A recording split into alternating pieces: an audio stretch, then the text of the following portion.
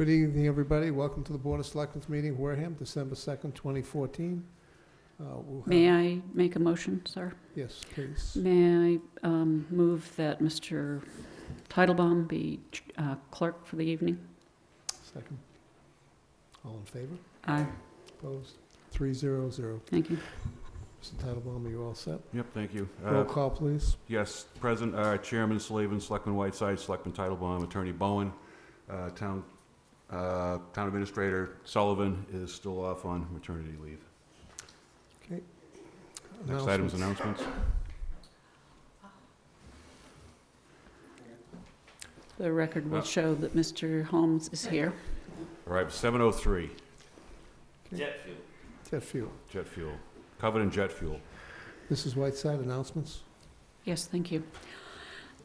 First of all, I want to congratulate the middle school students of the month for November. In the 8th grade, it's Ethan Osley, 6th grader Brooke Chandler, 7th grader Chloe Benoit, atta girl Chloe from Uncle Ray, and 5th grader Caitlin Trask. Congratulations, kids. I'm going to try and list all of the fairs and celebrations that I know about, and I'm sure that I'm going to leave some out, and so I apologize. Eastern Bank is a drop-off point for toys. The Stuff-A-Cruiser, I'm not sure of the date for the Maloney Memorial Toy Drive, will be held at Walmart and Target. The Maloney Toy Drive is having a dance on the 5th at the Elks at 6. I think it's $25. Plymouth County Credit Union is having its first annual holiday toy drive. Toys can be dropped off during the business hours of 9 to 4:30, Monday through Friday, and 9 a.m. to noon on Saturday. The toys should be unwrapped. Excuse me. Saints and Sinners Tattoo is having its 7th annual toy food drive starting December 6th and running until Christmas. The drop-off point is at the shop as well as at Total Auto Concepts and Chuck's Auto. The Wareham Garden Club Christmas Fair is taking place Saturday, December 6th from 9 a.m. to noon at St. Patrick's Church Hall, 82 High Street, Wareham. Plenty of parking there, I know. Christmas Fair and Luncheon at the Wesley United Methodist Church is on Saturday, December 6th from 9 a.m. to 3 p.m. The fair includes a luncheon as well as sandwiches, and there will be a crafts fair as well. WCTV is hosting a live telecast on Monday, December 15th from 6 to 7 to, it's for toys for kids. There will be an appearance by Santa Claus and free hot dogs and drinks. The Friends of the Wareham Free Library December book auction has 3 books going up. One of them is Alice in Wonderland, one of them is The Robe, and one of them is blah, blah, blah, blah. Oh, Through the Looking Glass, I guess. They also have a Christmas Eve ball piece for people who collect Christmas Village collections. And those auctions, one will end on December 27th, the other on December 18th. There is a meeting on December 8th in the cafeteria at 7 p.m. The purpose of the meeting will be to share with the public the emergency action plan in the event of an issue at local dams. The meeting is open to the public and will be tailored to address any questions or concerns of Wareham residents who live in the areas of the following dams: Parker Mills Dam, Swan Lane, Mayflower Ridge Road, Heather Hill Road, Elm Street, Main Street from Tyhonet at British Landing, Old Car Landing Road, Oakdale Neighborhood, Cranberry Highway, and from the Tremont Dam, Bog Iron Road, Galt Road, Main Street 836 to 1033, Old Plate Drive, Open Hearth Drive, Foundry Circle, Trout Farm Way, Paper Mill Road, Island Brook Drive, Fearing Hill Road, Station Street, and Windmore Run. If you want to ask any questions about any of those before the meeting on December 8th, please call Lieutenant Walchuk at the Police Department, extension 2224, and use the non-emergency number 295-1473. And I just want to remind everybody that the holiday season is really a very stressful season for everyone, especially children and the elderly. My parents are no longer with me, but I do remember that when they were 88 and 90, the only thing they wanted from me was a visit. So those of you who are lucky enough to still have your parents, spend some time with them. Any gift of time is probably the most precious gift that you can give. If you don't have any money but you want to give somebody a present, offer to babysit or parent sit or something like that. Spending money is not what it's about. Unfortunately, it appears it's what it's about. But I just want to remind all of you that take it easy, one day at a time. Thank you. FaceTime. Mr. Holmes?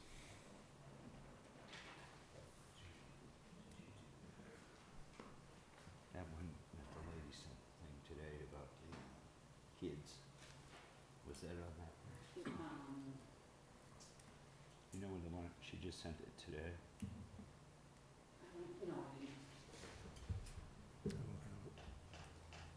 The comfort kids. Oh, yeah. Did you get it?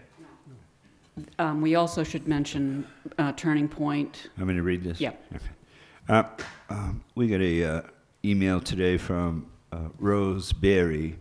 Says, I'm reaching out to help families that are having difficulties this year and need help providing Christmas for the children. The program is called Comfort Kids and is run through Turning Point, a nonprofit organization dedicated to helping the homeless and near homeless. The deadline is December the 10th, so that's about 8 days away. And here's how it works. Attached is a list of families that need help. Please send me 2 or 3 choices, and I will email back a confirmation. Please do not begin shopping until you have received a confirmation for your family. So Rose is at the, she's a VP of the branch manager. Eastern Bank. Eastern Bank. Eastern Bank, 226 Main Street. You know where that is. You can contact our office. I'm sure that Janice and Shirley would be more than happy to help. Contact any one of us, and we have the information. But they are asking you not to buy things and bring them until they sign off of their list. I just wanted to say that, you know, I hope that everyone had a nice Thanksgiving. And I did want to kind of follow up on what Judy was just saying. You know, tonight, got back from the airport late and stopped to get some milk and bread, and I saw a young woman, real young woman, probably 20 years old, probably has a child, collecting money. You know, and some of us are fortunate that we're not at that point where we have to be out collecting money. But, you know, I've always said, and I had this conversation with my mother last week, and she's watching. Here it comes again. And that, you know, we kind of talked about Christmas again, and it not being about gifts. The stress of the holiday that Judy's talking about goes even deeper than that, in that if young people, like that poor girl today I saw, you invite them to your house for Christmas, she's probably not going to come. Or she's going to be stressed out about it for 2 weeks because she don't have $1. She don't have $5 to buy gifts for people at your house, right? So try to keep that in mind. And maybe you can do something different this year. And maybe just a visit, just a hello and a hug is good enough for Christmas, because Christmas is about love, first and foremost. But if you do find the urge, here comes the conservative side, you know, we also have many business owners here in Wareham who struggle a lot of them struggle. Oh, we hear about the summer months and we hear about that stuff. But there are people who own businesses here in town that aren't in those traffic areas. And they struggle every month to keep their doors open. And so if you are going to indulge in some Christmas shopping, please try to consider our local shop owners.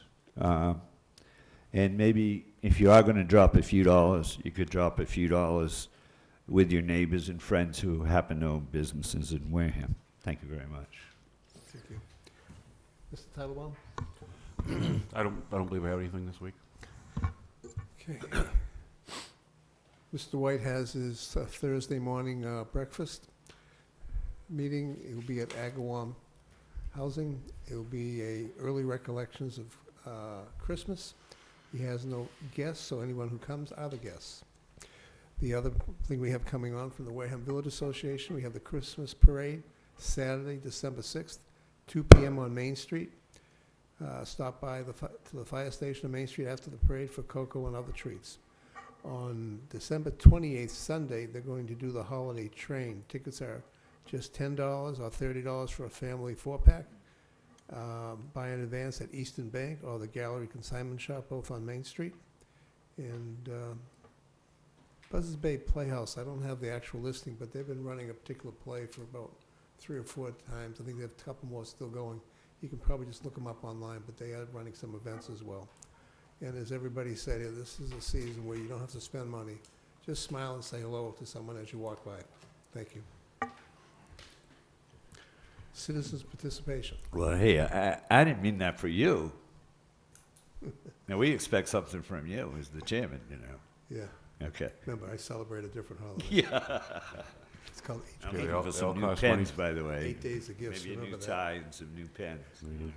Somebody's ambitious. There'll be Is 8 there anybody days here to of speak to the board tonight? gifts. No. No. Okay. We don't have any appointments, interviews, or reappointments on the License docket? permits. None. Town business, first item up, the Cedar. They had asked us at the last minute to switch to next week on the 9th, so I've rescheduled that. Right. Next item is the town of Bourne usage fees, just a standard process. I'll need a motion. I move that the Board of Selectmen commit the sewer usage fee to be collected from the town of Bourne for the period October 1st, 2014 to December 31st, 2014 in the amount of $76,417.82. Second. Nope, sorry. Okay, motion by Mr. Tellebaum, second by Mrs. Whiteside. Any questions of the board?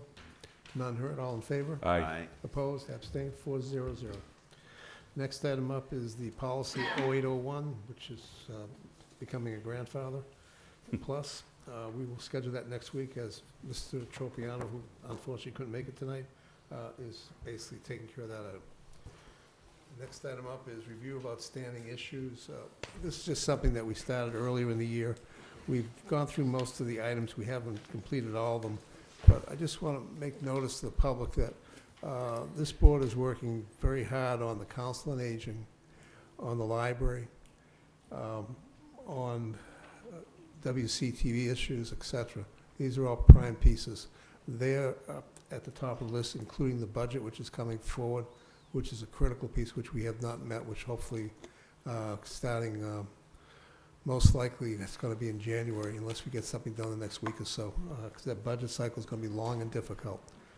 Everybody has to understand that January 25th, the town administrator has to submit the budget to the Board of Selectmen. So we don't have a lot of time there, and there's a lot of things to be worked out. So we'll be working on all these issues plus some other things, which is basically the private and public roads and the parking programs, et cetera. So we have a full plate between now and April. Thank you. Mr. Chairman. Go ahead, Mr. Holmes. If I might, on that list, if you could just kind of give us just a brief capsule. I believe that the sewer commissioner's bill that passed a few weeks ago. I just sent a letter out, Steve, to Pacheco and also Representative Gifford, letting him know that the bill is on the way to them and start working And on it has been certified by the town clerk. Yes, and that's Right, forwarded. and that's going to, and that election is to take place in April. That election takes Right. place no matter what happens to the bill. Sorry. The bill that what we voted, the warrant article, has no effect on the election.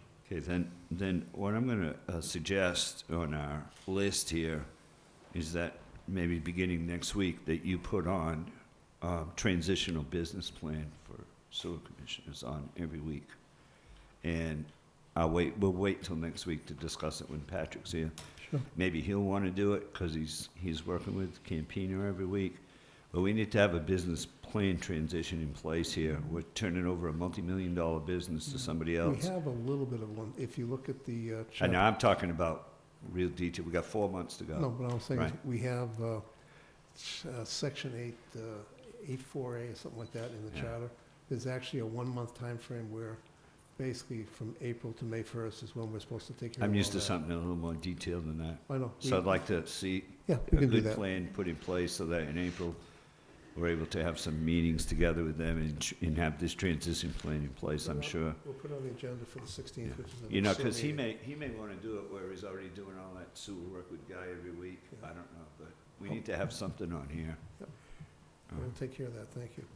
There's actually, just for the public's knowledge, the audit of the sewer enterprise fund and the various other financial aspects of the operation that was conducted, I want to say, starting at the end of last year and completed earlier this year, will allow us to at least hand over the finances of that operation to the new sewer commissioners with known amounts, some certainty in the numbers themselves, so that they won't run into any big surprises. So that's a big piece of the puzzle that's already been taken care of. Yeah, the auditors are all set. Okay, anything else? Next item? While we're on that topic, Sure. if we could get, sorry, use the mic. If we could get your annotated copy of where we are with some of those, that might be helpful. I'll get it for you by the first of the year. Yeah, and then that way we can, I'll update it for everybody yeah, thanks. and add the new additions. Thank you. No problem. Next, we have open space recreation assessment, Mrs. Slavin and company.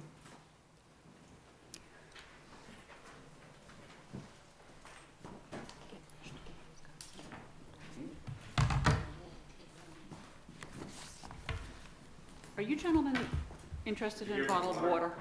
I'm all set. I'm good. You sure? Yes, thank you. Oh,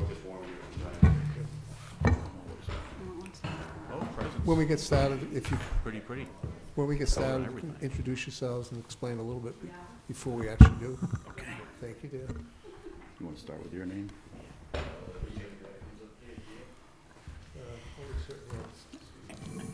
Thank you. Good evening. Sandy Slavin, Chair of Open Space Committee. In the spring of 2013, the town meeting voted a community preservation grant for $30,000 to do a recreation and playground assessment for our properties in the town of Wareham. You have Dominic Cetruda. We'll correct you in a minute. Thank you. Thank you. And Brad Parsons from the BL companies who were awarded the program. So what you have here is a presentation. The work is completed, and we're here to show you what they've done. Thank you. Now you can correct my pronunciation. That's fine. Again, I'm Brad Parsons with BL Companies, currently working out of our Norwood office, and we've been working with Salvador Pina out of the CEDA office on our on-call contract with him. And I'm going to be doing the majority of the talking tonight. My name is Dominic Cetruda. I'm a landscape architect with BL Companies, currently out of the Hartford, Connecticut office, and I do double time with the Norwood office as well. Can you spell your last name, please? Correct. Celtruda. I can hand you if you want a business card. No, I can that's give you fine. those, We too. just, thank you. I was told to keep it brief. That's not in my nature, but I'm going to try my hardest to keep it brief, especially when it's something as exciting as the undertaking that we did for the town. That's fine. Just go ahead and make it thorough. We've been a very short meeting so far, but you're fine. Good enough. Just tell me. You'll interrupt. Go to the first slide. A little bit about BL Companies, just to make sure that we have an understanding of who we are, because we are outsiders. We're a multidiscipline integrated service provider. We provide basically A to Z in terms of architecture, landscape architecture, all the gamut of engineering services. We currently operate out of 3 of the Northeast states, that being Massachusetts, Rhode Island, Connecticut. Our home office is in Meriden, Connecticut. I operate the Northeast region for Landscape Architectural Studio. I also pull double duty with the Sports Services and Athletic and Recreation Facility Group within BL. And we also have the local office for this area is Norwood, Massachusetts. Over the course of the career of BL, we have multiple municipal and state recreational experience, both on federal, state, and local level. We run the gamut in terms of recreational opportunities. A little bit of the project history that Sandy touched on. The Open Space Committee, I can't say enough about them. The grassroots effort of volunteers in this town has been enormous for this undertaking, especially in terms of renovation, rehabilitation, and preservation of your town assets. Prior to us coming on board, you did the Open Space and Recreational Plan, 2010, 2017. They also were boots on the ground in terms of getting a survey to gauge what the people want in town, which actually is tremendous and helps out a study of what we were going to do, which is ID areas for the capital investment, which is the heavy movement of trying to preserve or rehabilitate sites. So like Sandy said, there was an RFP for site assessment that went out. You guys did it competitively, which is good choice, cost value for the town. We were fortunate enough that it was released in April of 14. We were awarded in May 14, and we had notice to proceed in July. At the urging of the Open Space Committee and BL, we wanted to get out here in the summer months to really assess during summer activity season. So the majority of the assessments took place in July and August of 2014. The first draft report was brought before the committee in August of 2014 early, and that was a real early draft, but we wanted to gain input and initial feedback of that presentation. A little bit about the assessment process and what we did. Prior to when we had the award, but we didn't have notice to proceed, we started gathering data and information that was readily available, both at the town level and at the state level. We researched particular study areas, utilizing different locations and media aspects, as well as information that we gained through the Open Space Commission. Once we had the notice to proceed, and it being the vacation months, we started doing our on-site reviews. We'll get into that in a little more depth on the next slide, where we record observations. Not yet. And we want to catalog opportunities and constraints. What we do is a full-scaled review of each site. It's in-depth. It's very time-consuming, but we have a good effort and a good flow of work in order to achieve that. Some of the things we look at are things that you would normally think: parking, universal accessibility, but we also look at aspects of play, active and passive recreational resources, but we also want to look at historical and ecological resources as well. During the analysis and determination, we come back with site-specific and then also what we call town-wide program-specific recommendations. And per the RFP, we wanted to look at recreation and/or maintenance. So we wanted to look at long-term effects of the decisions that can be made. In that process, we also came to the conclusion this is a living document. It can be moved and manipulated to suit the needs of the residents and also visitors alike.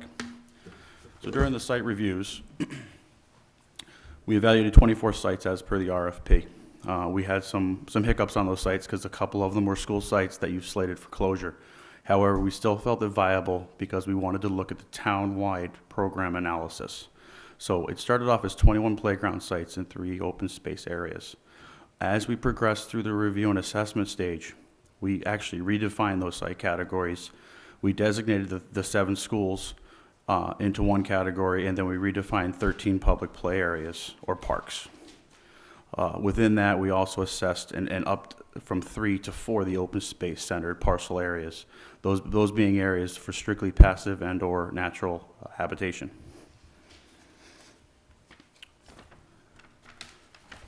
Obviously, this is the long laundry list, and I won't go into it. You're probably pretty familiar with all of these sites, but this is the way it broke down. You have your 13, 7, and 4. And then I will just draw some attention in terms of playground apparatus on this page, even though I'm going to get into it in site specifics. But you run the gamut in terms of active and passive recreational areas within the town, both north to south and east to west. Some of them are in disrepair, some of them are in excellent condition. We also looked at the 3 open space areas, which we found to be probably some of the 3 open space areas, 2 have really high desirability for active and passive recreation. At this time, I'm going to pinpoint just 3 as an example. The document obviously has each one broken down by stage. We give basically a quick synopsis, and then we give the primary, secondary, at some points, recommendations.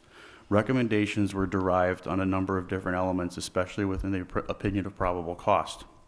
We looked at a lot of different factors in terms of recommendations, be it community participation, be it Boy Scouts, Girl Scouts, community organizations, be it town-led initiatives, or be it where you'd actually have to go out and fund this through applying for grants and or different facets within the federal, state, or local realm of,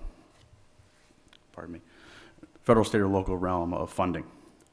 The first one that we're going to look at is actually Oakdale Playground. This is one of the first sites. We actually looked at this prior to even submitting on this proposal. We came into town and we actually looked at approximately 2 to 3 of the sites prior to submitting a proposal to the town to perform this work, and this happened to be one of those sites. During the initial assessments and the ongoing assessment, it became evident that this was designated as a neighborhood park, one that's used by the local area, but we designated it as kind of a diamond in the rough. Its location and proximity to an open water body, its option for a car-top boat launch, and its various activity factors within the actual park itself lent itself for further review and assessment. During the primary opinion, we recommended court repair and replacement, court repair and paving, or paving and painting, relocation of certain play equipment to open up the open space area, and to provide a concrete slab under the existing pavilion so it could be used for more picnic-like atmosphere. A secondary option was also to actually construct a gravel driveway to the water that would actually can be utilized for car-top or kayaking and canoeing boat launch area. The area, if you're not familiar with it, affords wonderful views and vistas out over the water. It does have a little bit restriction in terms of motor vehicle traffic, but its designation as a neighborhood park didn't see that as a factor. In the range that we looked at with community participation, we thought in the range of maybe $10,000 to $17,000 or $18,000 would need to be contributed in order to make it a more viable and useful park. I'm happy to report, and actually tonight I was even informed of a little more good news, that the local community around that neighborhood park has donated over 100 man-hours to remove vines and or vegetation from the existing fencing that surrounds the park. So there is a grassroots effort to take back the use at Oakdale Playground. The second site that were looked at of the 3 for this presentation was Leonard Lopes Playground, which is near and dear to everyone's heart, I believe, in the town. This is a very, and I'm going to read this verbatim because it just definitely makes sense for the initial assessment. And these assessments were done by anywhere between 3 and 4 either planners or landscape architects from our company, and we came in with a clean slate in terms of bringing those people in. The ingredients are all here for a very successful community and playground: a range of activities, safe and welcome layout, reasonable off-street access, proximity to users, and interest from all. A collection of repair and maintenance measures, be it small, employed towards the most critical park conditions, will strengthen this intrinsic quality and foster the continued use and popularity of this park. We slated about $23,500, and most of this is basically not so much reconditioning, but just massaging and renovating and rehabilitating certain portions of that park. The third site that we looked at, or we're going to look at tonight, we looked at all of them, obviously, was the Bryant Farm. And this one took a little bit of a different interest. This was an open space area, and we had to study the covenants and the creeds and the different uses legally that can be done in this park. But we looked through the recommendations from the town, from their survey, and also the recommendations from, the Open Space Committee. And we started to pinpoint this park for a much bigger type of development for the area. Its location, sorry. No, sorry. Okay, no. Its location within the town is more centrally located for an expansive piece of open space area. The primary opinion and the secondary opinion basically piggyback each other on this option. And it can be looked for staged and or phased construction of certain aspects. Initially and first and foremost, we looked for an option to provide parking off of Sandwich Road rather than Minot Avenue due to proximity, speed, and safety concerns in the crossing down to the railroad tracks. Initially, we proposed a 20-car parking lot done in a porous pavement surface or gravel lot, and then the implementation of multi-use trail system that would benefit both passive and active recreation right away. We saw the need that there may need to be wayfinding signage and benches added, and this is the prime location within town if a dog park is ever to be realized. Obviously, with a bigger scale, there is design and engineering involved, and that can be done either by someone like us, obviously, or you can utilize local engineering and landscape architecture firms. We're in Norwood, and you've got some fine firms in town as well. The secondary option basically built upon that and identified areas within the Bryant Farm portion that could be used for multi-use field areas. Approximately 3 acres could be designated for multi-use, multi-purpose fields. At this point, we saw the need that in terms of our review and opinion of probable cost, the range for this farm basically can go from zero, primary option of approximately 160 to 170,000, anywhere up to 375,000 to $400,000. Those are some of the site-specific recommendations. I would challenge people in town to read the document and start to rediscover the parks that are present. That's only a small sample of what goes on in the park, or I'm sorry, what goes on in the town in terms of your parks and recreation system. Some of the overall recommendations we looked at and actually were flushed out during the process of review. First and foremost was water access. It was called for with the recommendations of the survey that was brought by the town, and it basically has to build and improve upon existing water access and create new. Before you've got 4 slides, and these are views taken directly from 4 specific areas where we think water access could be either massaged or improved or actually reinvented. The top one on the right-hand side is actually Oakdale Playground, taken from behind the fence that barricades it out towards the water. There could be an access there for, like we said, a car talk boat launch, but also an area where you could have benches for silent contemplation and or passive recreation. The second picture you see is at Carver's Pond tennis courts. That was it is existing an access car top boat launch area. It just needs to be improved and modified with some of the erosion that's happened. The third slide you see on the right-hand side is Ellis Playground in Muddy Cove. That access can be enhanced in terms of its access between the actual playground and the sanitation pump station that occurs just adjacent to it. And the third is Swift's Beach. If you go in there, Swift's Beach, we call for some reorientation and promotion of the area in turn with the parking and the beach access itself. The next thing we looked at was quality of play experience. And we broke it down by public, school, and open space area. In the public areas, we want to renovate the areas to make sure that the ones that we do utilize or retain are safe, secure, and are appropriate to the age levels that are going to be utilizing them.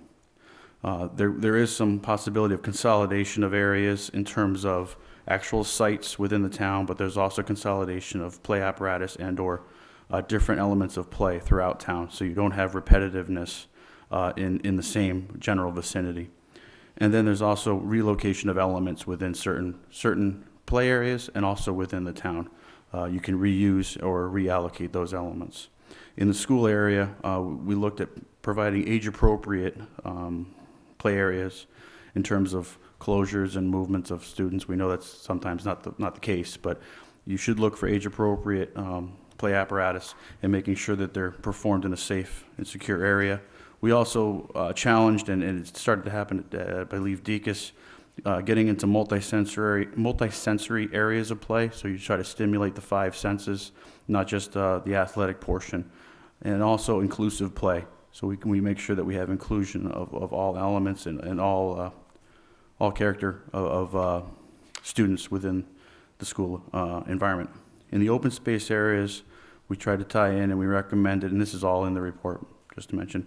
Eco-educational programs, so we have some ecology-based systems, both passive. It can be tied in to school curriculums through SRBI or scientific research-based instruction. Also, we looked for a very good mix of active and passive. Some areas, obviously, that need to be protected are going to be more passive, but wherever you can add in the active elements of jogging, horseback riding, biking, and the like, it should be done. Obviously, one of the bigger issues is accessibility. We call for universal implementation as you upgrade certain sites. And then it sounds a little weird, but we talk about vehicle access, and I kind of highlighted promoting, limiting, improving. Promoting it in some areas where it doesn't exist, and obviously having to regulate it. We all know parking is an issue. Limiting it, but limiting the parking in such a way that it doesn't deter from the use of the park. And then obviously improving some of the access points within some of those areas. I've only got one more slide, and I think I'm almost done, so I hope I'm not boring anybody. The second form is branding. It became pretty evident, especially within the survey, that Wareham Parks and Open Spaces needs to be reinvented and branded, especially not only outside of Wareham, but also inside of Wareham. There were a lot of comments, or a few comments made on the survey that they didn't even know where some of these locations were within the town. So there could be a rediscovery or a renaissance in terms of how to rediscover the parks and the open spaces within town. The other one ties into establishment of public-private partnerships. And some of these already exist within town, especially with some of the youth organizations, youth baseball and softball, and some of the community organizations, but we feel that they probably should be inked or solidified in some sense. So there's an understanding and accountability in terms of who's responsible for what, and it's basically, it's a checks and balance for the town. The next one we recommend, even if it's an ad hoc position, that there be an assignment of a Parks and Recs position within the town, focused on town recreational assets in terms of advocacy for the parks, recreation, and open space areas. And then this sounds kind of weird, but it makes sense. An investment in tables and benches, standardization and composition. It's one thing we look for. There's a lot of different elements out there. If you standardize, it helps in the long-term maintenance. It also helps.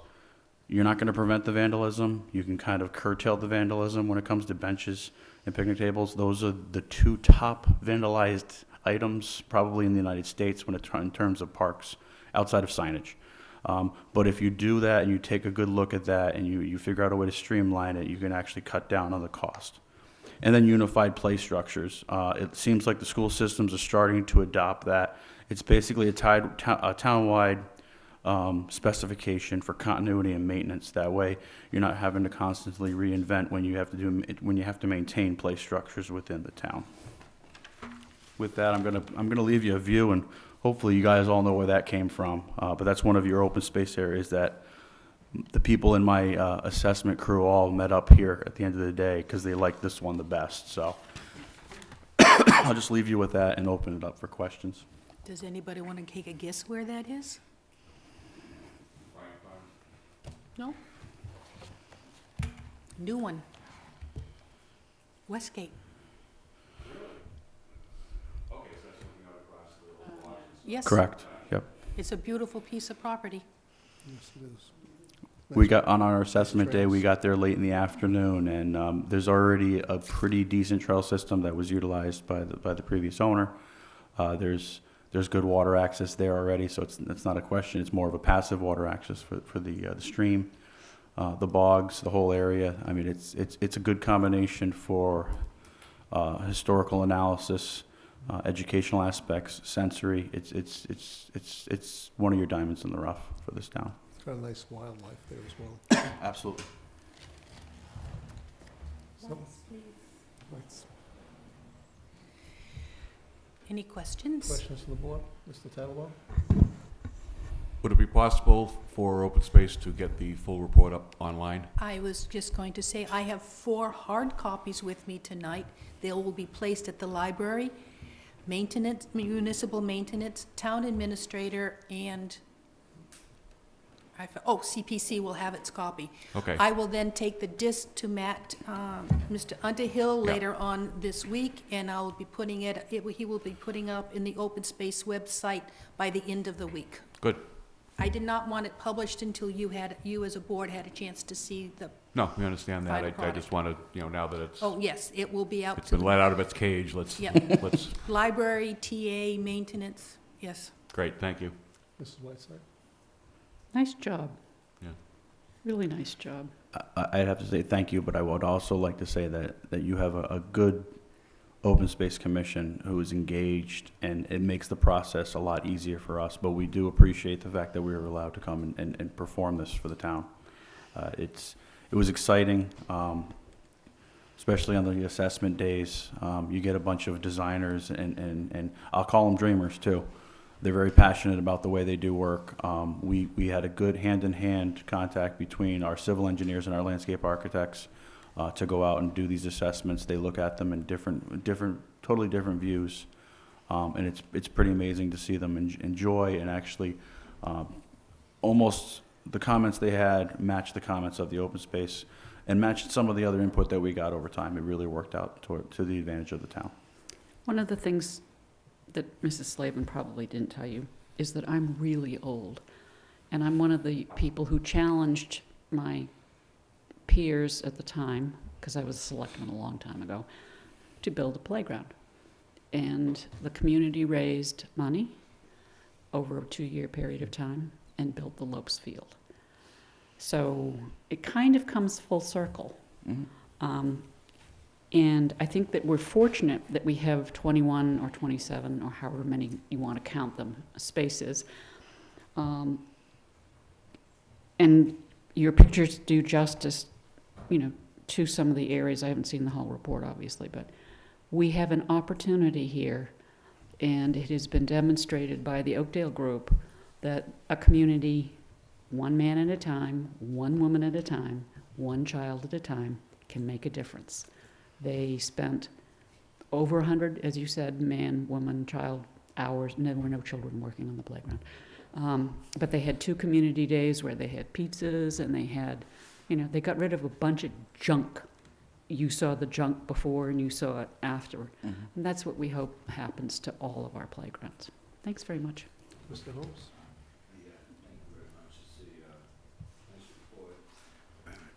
Thank you very much.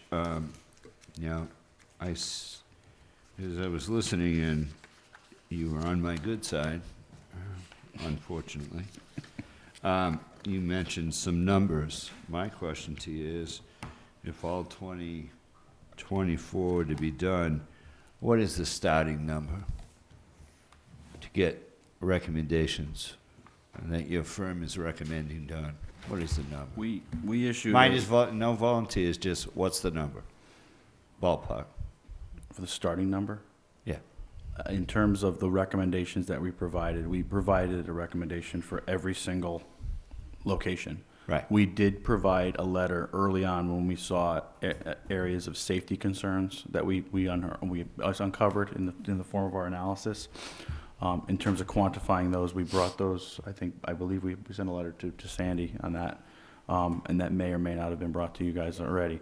Minus that, we're looking at, I can't give you a definitive number because I don't know exactly. Now you're giving me one of Peter's answers. Excuse me? Now you're giving me one of Peter's answers. Oh, no, I can tell, if you tell me Lopes Playground, I can give you a number. If you tell me Swiss Beach. Okay, so add them up. What was the number to start? I understand Overall, we have all the volunteers, and we're going to sites? have donations, and we're going to have all that stuff. Overall, all the sites, if you take them to Hey. the upper, you're probably looking upwards, and then this is me just looking at numbers right Right. here, 370, 750,000. to do them all. And that's me just kind of shooting Right. from the hip here, because like Bryant Farm, it could be 168 or 373. Shangri-La, which is a community-based, Shangri-La, you're looking at 15 to 170, depending on how you interact that playground. Depending on whether it's just put back into an open space or if it's completely redeveloped. At $750,000, that's the high end or the low end? Well, no, you just That's the high end. Okay.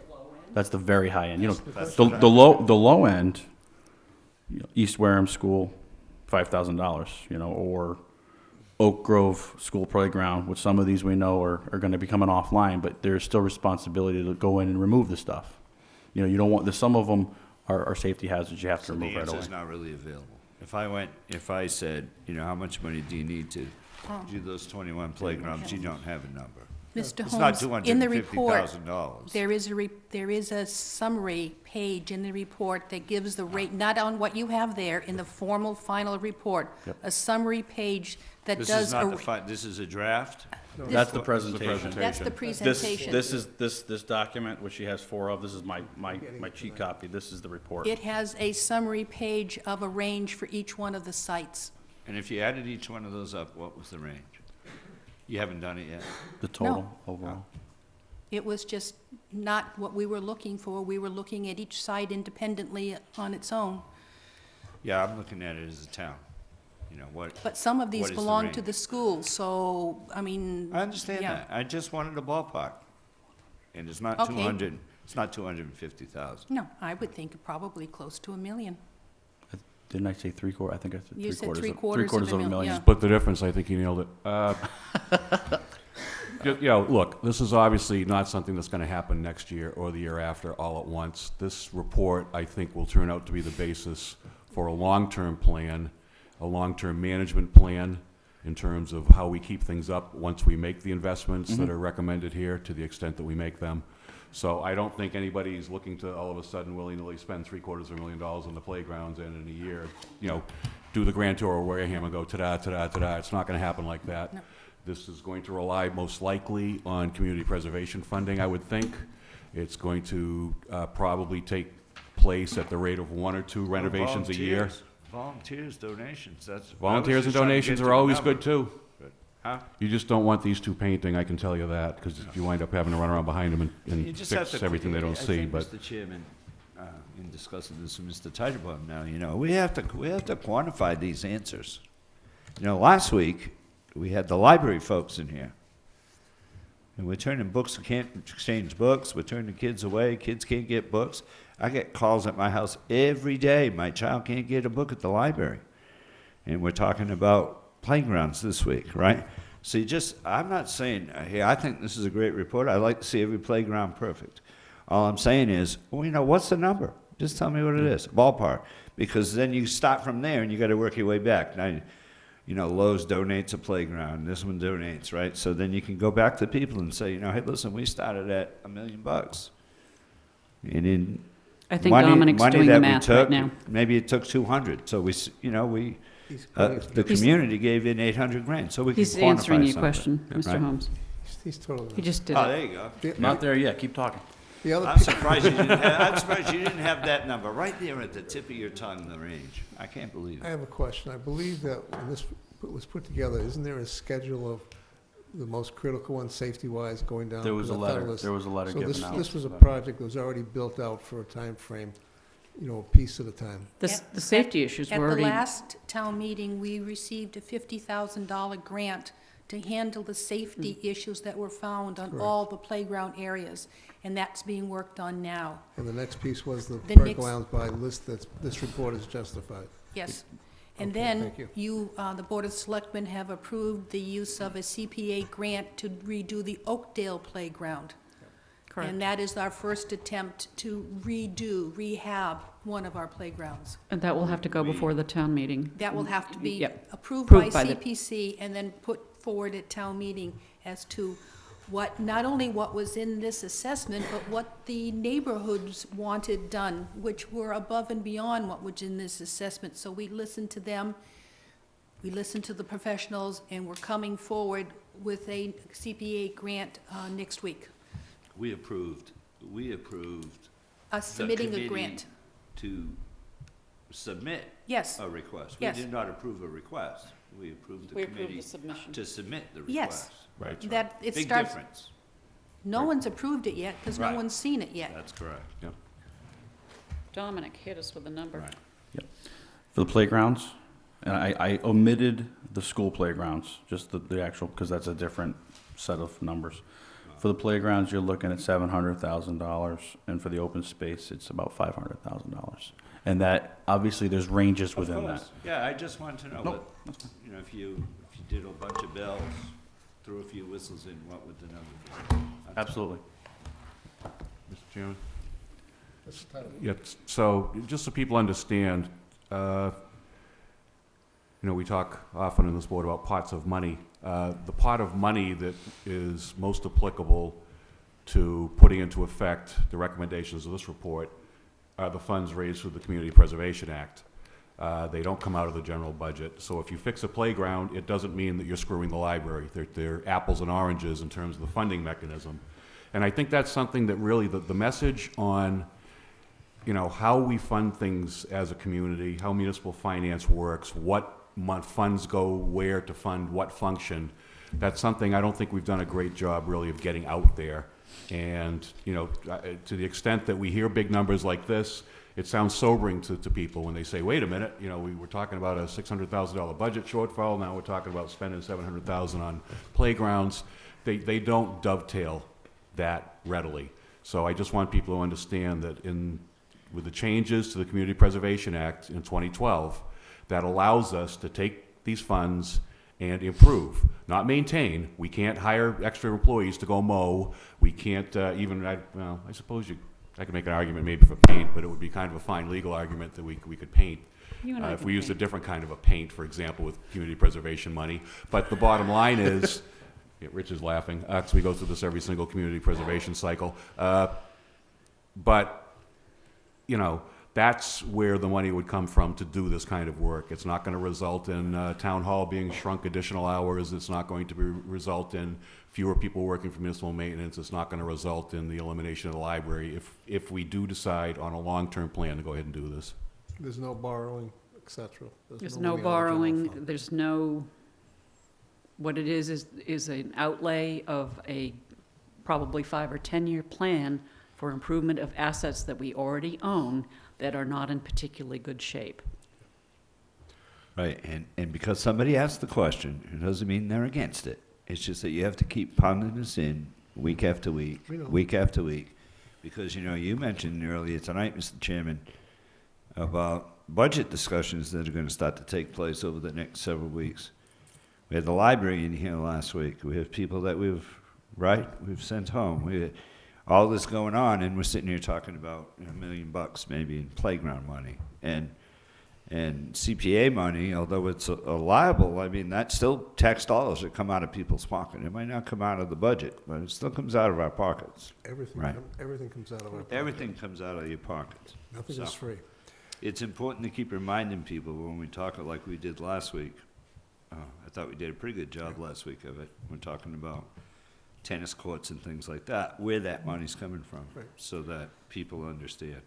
I'd like to thank the BLC and also Mrs. Slavin and the committee. The committee has done a great job back with the open space report from 2010 to 2017. And this is just another nice piece done, and it's really well done, and the community should thank all of you. Thank you very much. Appreciate you. your help. Thank you. Just thanks. We look forward to seeing the full report. Thank you for your time. We're gonna get that electronic. Is that gonna be on the Yeah, it's going to web? website. Yeah, website. We're gonna do the web. Okay. Next item, any other town business not reasonably anticipated 48 hours prior to the posting of this meeting? Mr. Holmes? No. Mr. Titlebaum? None. Mrs. Whiteside? None. Okay, town administrator's report. We don't have a town administrator available. Is so- he still on paternity leave? Yeah, he was taking 2 weeks. Yep. Jeez. Boy, we're generous. There you go. Liaison reports. Mr. Holmes? No. Mr. Titlebaum? Trying to think if I've It's a done hol- anything of significance. It's a holiday week, it's a short week. Yeah, no, I don't think I have anything. Mrs. Whiteside, go for it. Yes, I have 2, actually. I'm the liaison to the library, and there continue to be active discussions about how to partner with schools, private industry, that kind of thing, to enhance and improve our library accessibility. There are a lot of people who are concerned about losing the library. I'm one of them. I have to rearrange my week so that I can get 10 books at a time because I can read 10 books in a week. Goes to show that I don't have a life outside of this job. Yeah, get a life. Those of you who are concerned about losing the library, many of us feel that the library is a very central cog to the health and welfare of a town or city. So that is an ongoing process. Now, the fun part. You probably don't really know what selectmen do on Sundays. Normally, I guess, they watch television or football or something. However, this past Sunday, Mr. Slavin, myself, Howard Smith, and Dave Menard, Municipal Maintenance Director, perambulated the bounds of the town of Wareham, or at least we started the process. 9:30 to 4:30. From 9:30 to 4 o'clock. I have been rescued from a bog ditch. I have been sworn at. I have had to run into the bushes and come back. Perambulating the bounds goes back to actually Roman times, when part of rule was to figure out where the boundaries of your property were. Our laws go back to England and Wales, and they have to do with property rights as well as religious beliefs. The section of the law in Massachusetts is Chapter 42, and there are, I think, 10 sections of the law. Every 5 years, the selectmen of a town in Massachusetts must go and touch the boundary markers of the town. They are also required to notify their adjacent town or the contingent town that they have done so. Why on earth would anybody do this? Well, because 200 years ago and 300 years ago, people moved stone walls. They cut down trees. They burned houses down. And that was how the marks were made. Boulders or a tree on Uncle John's farm or something like that. We used the knowledge of Mr. Howard Smith, who grew up in Wareham and who has had family in the area for 3 or 4 generations. Without him, we'd still be in the pucka brush, quite honestly, okay? We started in the Sipwakan River in Marion and Wareham, where our first site was a dead deer, certainly looked undersized to me, floating in the river, and of course the mark is in the middle of the river. Well, how do you know about a mark in the middle of the river? You do it by triangulation. There is a book in the property of Municipal Maintenance Department. It's dated 1902, and it has the meets and bounds of the town of Wareham. We went from County Road all the way down County Road, and the property line or between the Marion and Wareham actually crosses the road several times, so we did too. That's where we got yelled at. We ended up, well, we had one very interesting point in the corner of Middleborough, Carver, and Wareham. It's a stone that's about this high. It's been there for several hundred years. And it's kind of interesting. I think the fun one so far was the one in the bog where I had to be rescued. We did, in fact, find that one of the most important marks had disappeared. And under Section 11, whoever violates any provision of the preceding section or willfully or maliciously disturbs or injures the monuments or marks aforesaid shall be punished by a fine of not more than $50 or by imprisonment for not more than 6 months. So don't pull the suckers out of the ground. Don't run into them with your car. Don't mow them over with bulldozers or anything else. It's really a New England tradition, and it seems like an anomaly, really, I guess. However, a selectman who refuses to or neglects to perform this duty every 5 years shall forfeit $20. Pay up. I've got another 2.5 years to go before you get my 20 bucks. We don't owe any money. We appointed you to do the job, so you were acting on our behalf. No. We took a vote, No. Mr. Chairman. The problem is, To the town council, No. Mr. Chairman, we took a vote and appointed them to take our place. the problem is that We didn't the appoint last you, time though. this was done was 1985. As I recall, I wasn't here in '85. That was Is it- Patrick. Yeah, as but I recall- was. That was Patrick. No, it wasn't. You might. Mr. Chairman, Yes, go ahead. well, the law was enacted in 1692, Right. codifying prior custom. And what Chapter 42, Section 2 says is the boundary line of every town shall be perambulated and run, and the marks renewed once every 5 years by 2 or more of the selectmen of each town, Also, we did say. or Yeah. by substitutes appointed by them in writing. And we did And designate. the proceeds shall be recorded in the records of the town. Right. And you're supposed to paint them, and we did. I have some fabulous videos of Mr. Slavin. They're worth quite a lot of money. I'll take donations to the library. Please make the check out to Wareham Free Library Foundation. Anyway, we are going to be continuing because we only got about half the marks done. How do you do the ones in the water? You do the seaward boundary of cities and towns by having them coincide with the marine boundary of the Commonwealth of Massachusetts. The boundary lines in tidewater between adjacent coastal municipalities is located and defined by the Board of Harbor and Land Commissioners under Chapter 196 of the Acts of 1881, except insofar as the boundary lines so located and defined purported to vary boundary lines in tidewater between municipalities theretofore established by the General Court, blah-de-blah, blah, blah, blah. It's interesting because, of course, the Cape Cod Canal was built after 1692, and therefore the bounds that were originally triangulated are in, some of them are still in the water and some of them are in the middle of islands. The boundaries in a river change with the river changing. I have to say, if you ever have the opportunity to volunteer to perambulate the bounds, do it. It's an absolute gas. Thank you. It was a holiday week, so we didn't have much going on.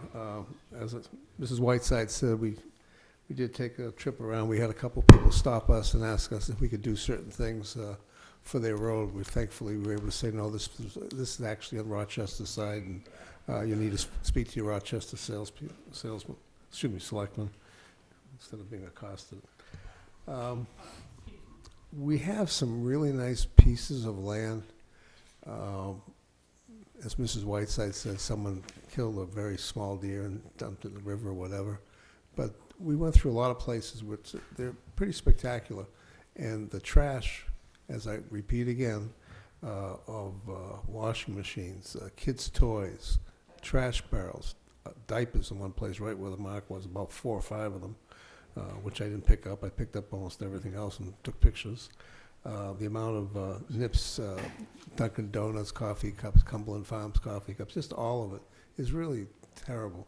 I mean, we have such pristine places that are nice to walk and look at, and we have all this trash. So I'm hoping somewhere down the line people look at this and realize what we're wasting and ruining.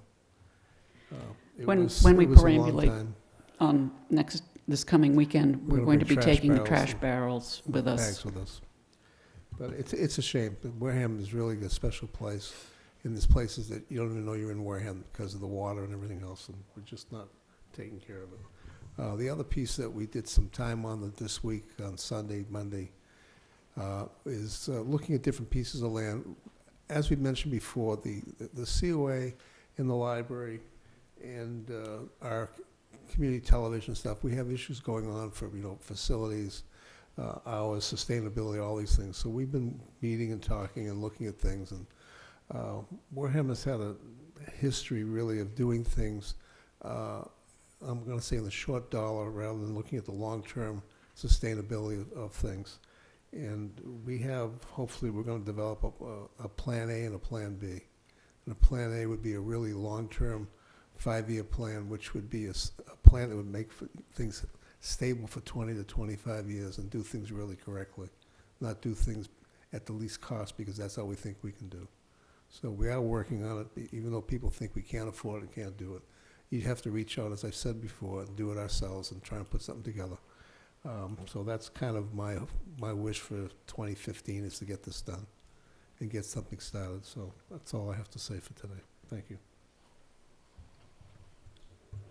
Okay, next up, consent agenda, authorization to sign bills and documents. We have an invoice from the law office of Richard Bowen for professional services in the amount of $15,000. Need a motion, please? So moved. Second. Any questions? The None per heard? All time frame is from October Sorry. 21st to November 20th, 2014. Thank you. No questions? All those in favor? Aye. Opposed? Abstained? 400. Believe we have minutes for approval. Yep, we have the minutes of November 3rd, 2014. Move we approve those. Second. Any questions? None. Everybody here was there? No, Mr. Holmes was not. Okay. All those in favor? Aye. Aye. Opposed? Abstained? 300. 3-0. Next, we have the minutes of November 18th, 2014. There were 4 of us here that night. Okay. Selectman Tropiano absent. Take a motion on that, please. Move to approve minutes of November 18th, 2014. Second. Motion by Mr. Titlebaum, second one by Mr. Whiteside again. All those in favor? Aye. Aye. Opposed? Abstained? 400. Motion to adjourn. So moved. Wait a minute. Second. Wait.